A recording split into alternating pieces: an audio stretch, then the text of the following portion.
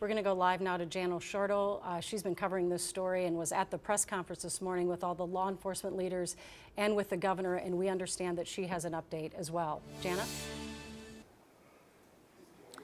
Hey, Julie and Chris. Yeah, just been making phone calls here as we wait to get any more information about suspect or suspects or arrests. I had a phone call with Senator Tina Smith, who was very close with former Speaker Hortman. They served together in the state legislature, and she told me that something that I've been hearing from several lawmakers that I talked to today on the Democratic side. They were all together last night at the Humphrey Mondale dinner. The Humphrey Mondale dinner is kind of like the annual party for Democrats.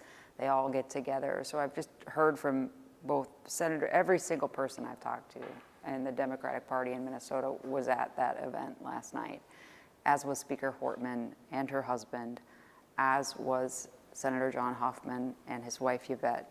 So to bring this into focus for you, they were all together last night until late into the night before they each went home and these tragic events unfolded. And so they all have really fresh memories of last things they said, last things they did, what they talked about, things like that.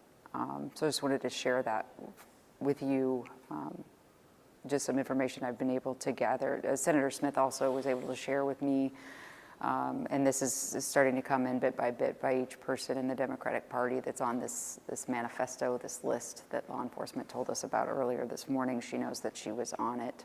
She's safe, but has been notified that she was on that list.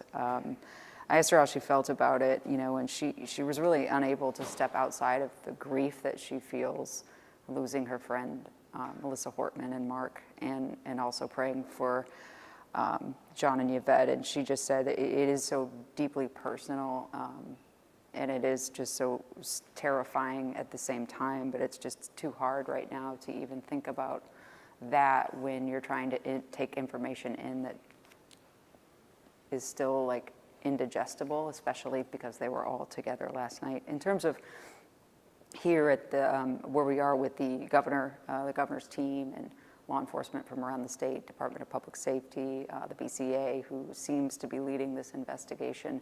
We haven't heard anything for a couple of hours in terms of if they'll have any sort of update, and that's kind of where we are right now. I know you all are reporting on a possible suspect. We haven't gotten official confirmation of that from authorities here, but we are standing by to get that information. We have asked them, but they haven't come out and discussed any of it publicly at this time.